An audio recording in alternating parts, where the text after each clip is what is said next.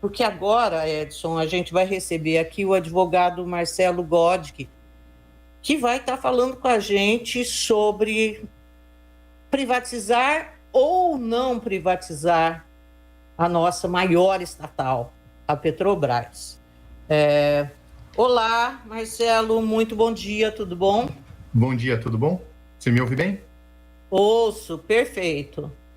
Ô, Marcelo, bom, essa história de privatização da Petrobras já teve no radar em alguns momentos, se falou nisso, mas nunca se falou de verdade.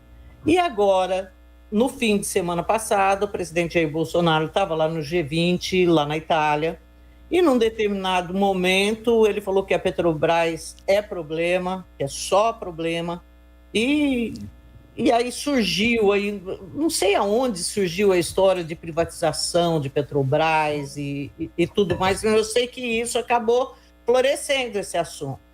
O que seria a privatização da Petrobras? Olha, a privatização da Petrobras, você sabe que a Petrobras é uma sociedade de economia mista, né, que é diferenciada da empresa pública porque tem capital privado nela. Então, ela não é totalmente uma empresa pública, ela já tem participação de capital privado, né?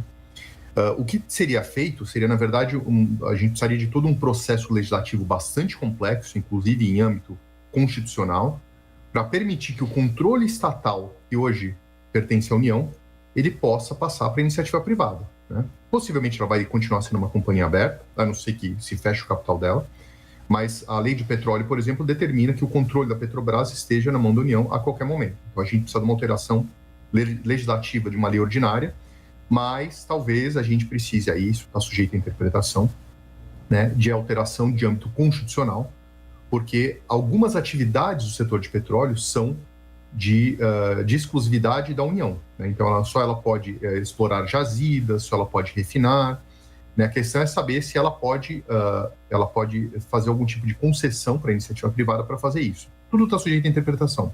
Mas, basicamente, a privatização que se refere o presidente Jair Bolsonaro é no sentido de passar o controle do capital da Petrobras para a iniciativa privada, porque a gente já tem uma série, uma quantidade gigantesca de minoritários que investem na Petrobras, né? Tá, a gente viu, aliás, uma privatização bastante polêmica, né? Não foi feita ainda, mas uma lei que permite a privatização ou a abertura para o mercado da Eletrobras. E que, no entanto, o governo ficaria aí com o voto de Minerva, né? Seria alguma coisa parecida com o que nós vimos em relação à Eletrobras? Pode ser. A gente viu esse modelo e que tem funcionado bem, por exemplo, no caso da Embraer, né? A União ainda tem uma chamada Golden Share, uma ação de ouro, vamos assim dizer, né? É uma única ação que ela tem um poder de veto bastante grande. Então, por exemplo, pode vetar uma eventual troca de controle. Então, algumas questões sejam consideradas essenciais em relação à Petrobras, ainda a União pode ter um poder de mando bastante grande, né? Logicamente que isso, em tese, pode tirar o valor de mercado da companhia, porque a gente sabe que vai estar sujeito sempre ao governo daquele momento. Mas isso não quer dizer que seja ruim. Particularmente, eu acho que é bom, porque, bem ou mal, se considera que o setor de petróleo é um setor estratégico no Brasil, né? A gente já teve um declínio na utilização de petróleo, ou da importância do petróleo em relação a outras energias, mas ainda é um setor bastante importante. Então, como tem essa importância toda, talvez seja interessante ainda deixar na mão da União, né, esse poder de veto para determinados assuntos, né? O Marcelo, bom dia. Não, vai lá. Bom dia, Marcelo. Vai lá, toda vez que a gente ouve falar desse assunto de privatização, o que vem na cabeça da gente? Geralmente a empresa está mal das pernas e precisa ser privatizada para poder entrar de novo nos trilhos, nos eixos, né? Mas, a não ser que eu esteja equivocado, a impressão que a gente tem de fora é essa. Agora, a Petrobras, daquilo que eu entendo, é uma empresa de sucesso, apesar de ter aumentar a gasolina todo dia, né? Você olha na janela, a gasolina está um preço, você vai tomar um café, volta, está outro preço. Apesar disso, a Petrobras, eu imagino que seja uma empresa de sucesso e que tenha bastante credibilidade. Por que essa ânsia agora, de uma hora para outra, de privatizar a Petrobras, Marcelo? Olha, eu acho que tem vários motivos. A gente tem um problema de necessidade constante de investimento. A tecnologia de exploração de petróleo é uma tecnologia que ela demanda muito investimento. No Brasil, então, que a gente tem esse chamado pré-sal, né? Em que a exploração se dá a 1.000, 2.000 metros de profundidade. Posso estar exagerando aí, porque eu não sou um engenheiro, mas eu sei que pelo menos a 700, 1.000 metros se explora petróleo no pré-sal. E é uma tecnologia muito difícil de atingir. Petrobras é líder mundial nesse sentido, né? Ela consegue fazer com maestria, né? Mas a capacidade de investimento da União é bastante restrita, né? Então, o que a gente percebe é que o dinheiro que entra para poder financiar essas atividades acaba sendo privado sempre, né? Então, a União, por exemplo, ela dá jazida para ser explorada, mas não dá dinheiro, e o dinheiro tem que vir na iniciativa privada. Então, corre sempre um risco, né, de haver um sucateamento da tecnologia da Petrobras a qualquer hora, né? Então, o que eu vejo é a impossibilidade, e na minha opinião pessoal, a gente tem outras coisas mais importantes para investir o dinheiro público, né? Então, existe uma preocupação constante com segurança no Brasil, né? A gente tem uma preocupação constante com educação, a gente tem uma preocupação constante com saúde. Eu acho que se a União tiver que investir dinheiro, ela deveria investir nesses setores. A iniciativa privada, ela está disposta a colocar dinheiro na atividade de petróleo, né?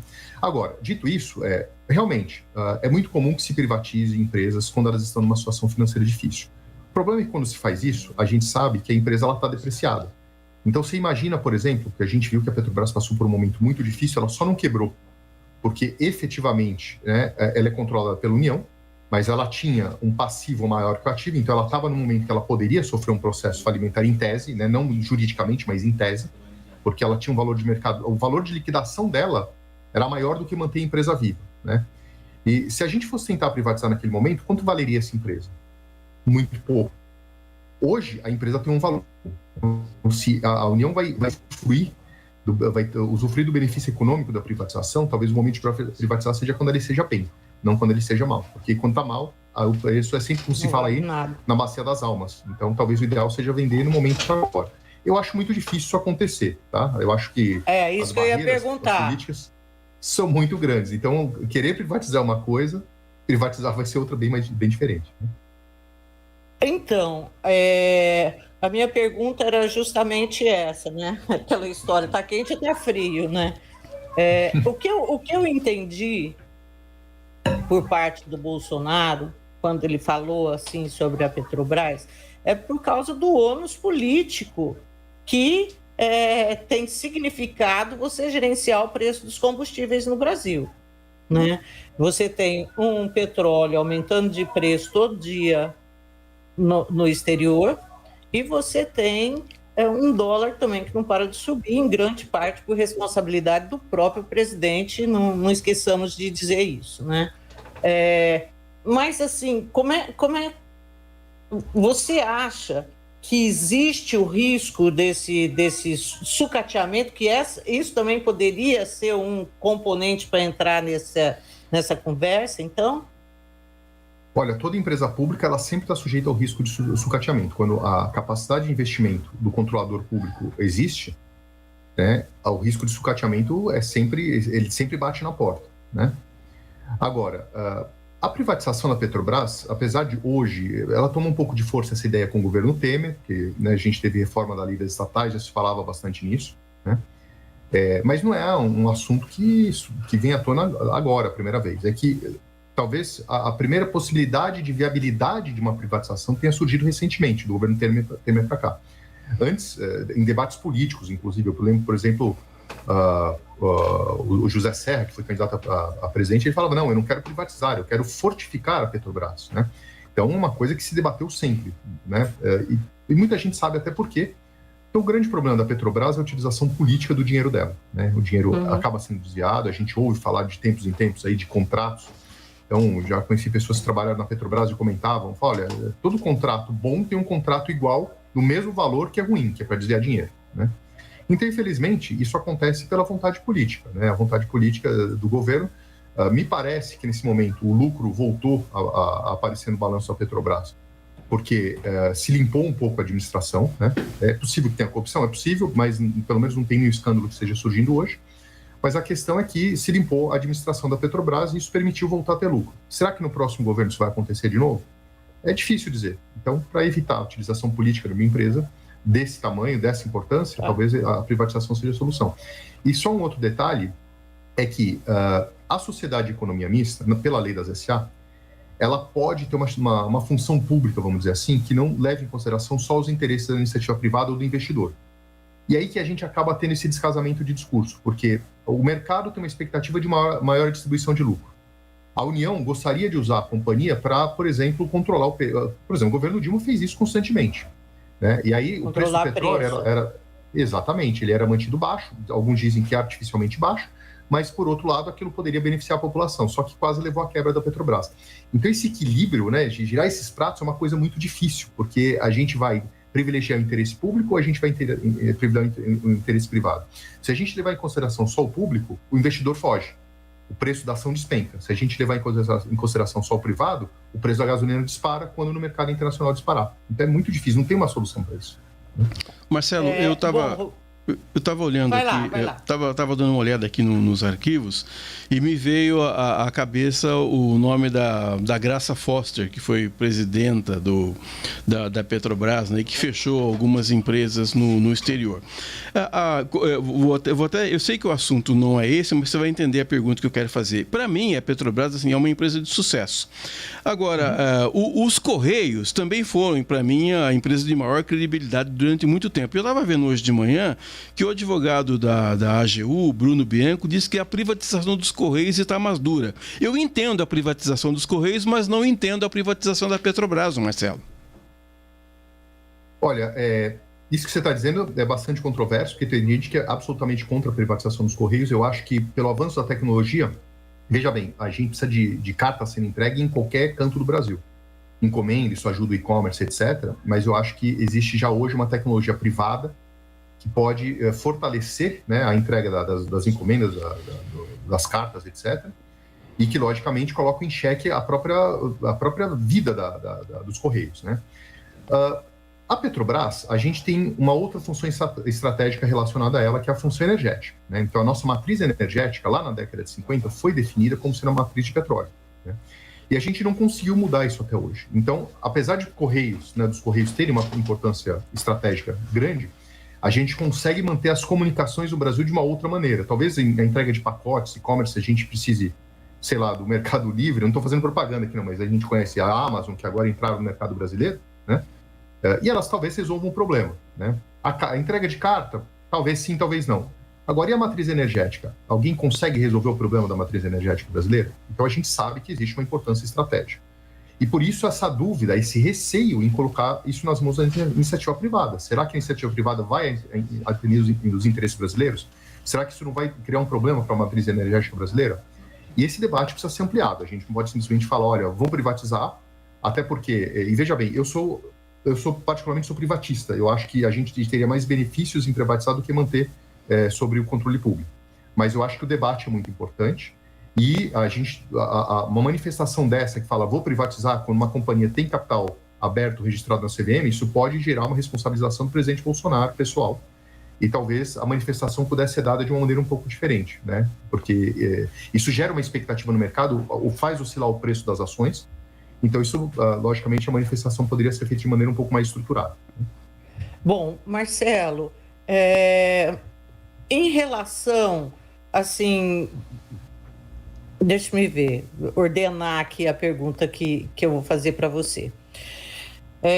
Politicamente, como você comparou aí a Petrobras em diversos momentos, inclusive nessa época do governo Dilma, em que foi claro, ela segurou os preços para poder ajudar o país. Não é nem ajudar o país, é que, na verdade, combustível, o que você tem? Você tem reflexo em tudo, você tem aumento de combustível, você tem uma alta de inflação que é inevitável, não tem como. Mas você disse que não tem como controlar isso, que é muito difícil você saber o quanto soltar e o quanto não soltar. Só que nós tivemos, por exemplo, a Petrobras distribuindo mais de 30 bi de dividendos. Isso é exagero ou não?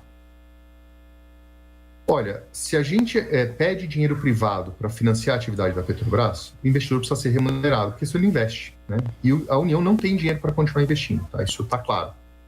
né? Então, ela precisa do dinheiro da iniciativa privada. Então, de uma maneira ou de outra, vai ter que distribuir dividendos. Como a gente fala em 30 bi é uma infinidade de dinheiro. Mas se a gente pensar no tamanho da Petrobras e a quantidade de investidores, a remuneração por ação não é uma coisa tão fora de comum, né? Então, por exemplo, aqui se fala muito nos bancos em relação ao lucro dos bancos.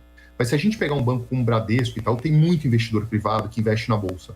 Essas pessoas precisam ser remuneradas. E se elas não forem remuneradas, elas vão partir para outros investimentos mais lucrativos. Então, a Petrobras ela tem que se manter uma empresa atrativa financeiramente para atrair investidor privado, né?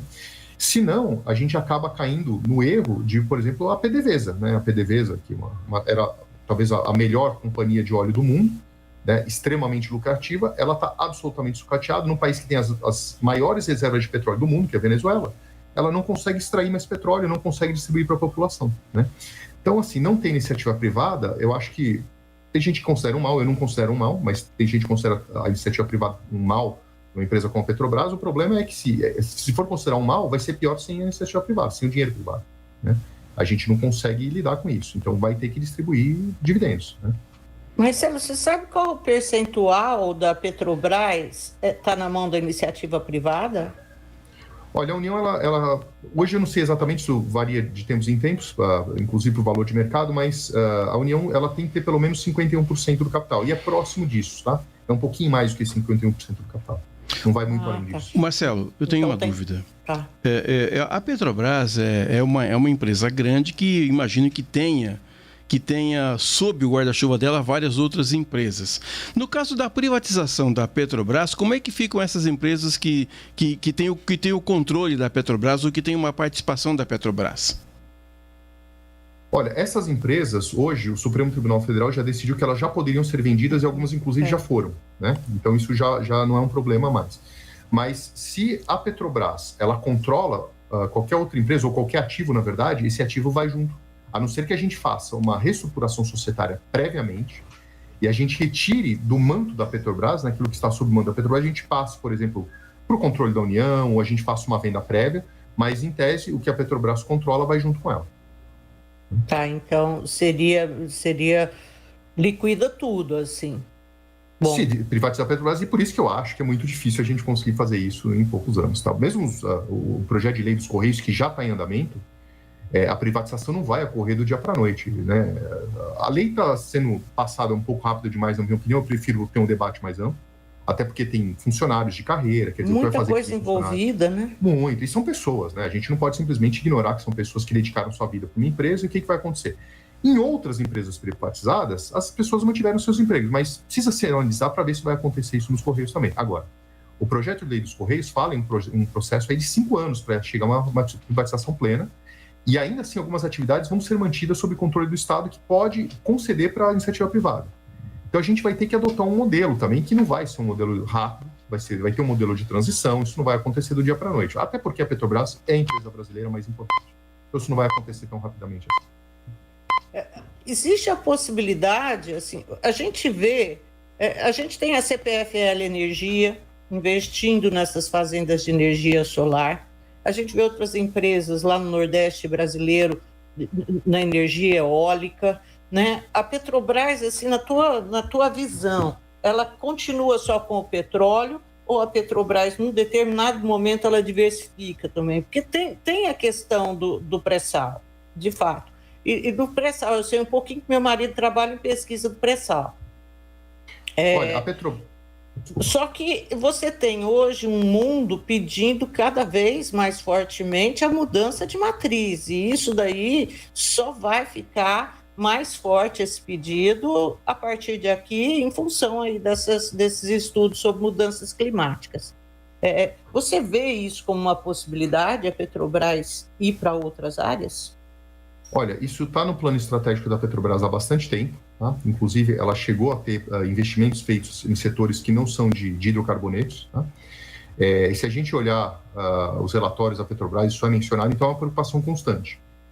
Se a gente olhar o que acontece na Europa hoje, parte dos Estados Unidos, já existe um movimento em banir os veículos movidos a combustíveis fósseis. Né? Europa. Só que a gente não... Isso, a Europa nem se fala. Então, por exemplo, o carro elétrico lá hoje está bombando de tal maneira que as grandes empresas que eram muito reticentes né? Por exemplo, existia carro da BMW, da Mercedes, etc., que são carros vistos como de luxo, né? Que são carros elétricos, mas tinha aquela cara mais engraçada, parecia um pão de forma, né? Hoje, os modelos que estão saindo a partir de agora, você não consegue, olhando para ele, diferenciar se é um carro elétrico ou não, né? Então, ele realmente entrou no imaginário popular, né? E as pessoas cada vez mais, que antes, 5 anos atrás, não, eu nunca vou comprar um carro elétritrico. Hoje, eu tenho amigos, por exemplo, na Holanda, que eles compraram um carro elétrico, eles falam, um deles, inclusive, está aguardando 7 meses para chegar o carro dele. Eu tive na concessionária com ele lá na Holanda para escolher a cor do carro, etc. É uma fila de espera gigantesca, né? Um modelo novíssimo, é um carro de luxo, e isso veio para ficar, não vai mudar. A questão é saber como essa energia vai ser gerada, vai ser queimando carvão. Então a gente vai precisar da energia elétrica ter uma fonte limpa também. Na Holanda, por exemplo, tinha energia eólica, todo lugar que você olha, quer dizer, um pouco de exagero, mas a gente viajando pelo interior da Holanda tem muito moinho de vento gerando energia elétrica, né, a partir do vento. Né? Eles têm lá projetos que são absolutamente de energia absolutamente limpa, né? E em algum momento a Petrobras vai ter que enveredar por esse caminho, não tenho dúvida disso, até porque a gente não pode manter o consumo de combustíveis fósseis, né, nesse ritmo que a gente precisa mudar isso. E até tem uma urgência em se explorar o pré-sal, porque daqui a pouco vai estar extremamente desvalorizado, com o petróleo sendo visto como o pato feio aí de tudo quanto é lugar, né, Marcelo? Ele já é, na verdade, né? Né? O ministro Paulo Guedes, ele falou isso recentemente, falou, olha, daqui a pouco, será que o petróleo vai ter esse valor todo? A gente vai ter fontes, assim, a pesquisa em fontes alternativas de energia, ela existe, muito dinheiro despejado nisso. O Brasil já tem o maior parque eólico do mundo, né? Logicamente porque nós temos um dos maiores territórios também, muito vento aqui no Nordeste brasileiro, nem se fala. E, logicamente, em algum momento a gente vai começar a descolar dessa matriz energética do petróleo. Já está descolando, mas vai descolar de verdade, né? Isso vai acontecer, não é se, é quando. É verdade, ficar com o mico na mão, né?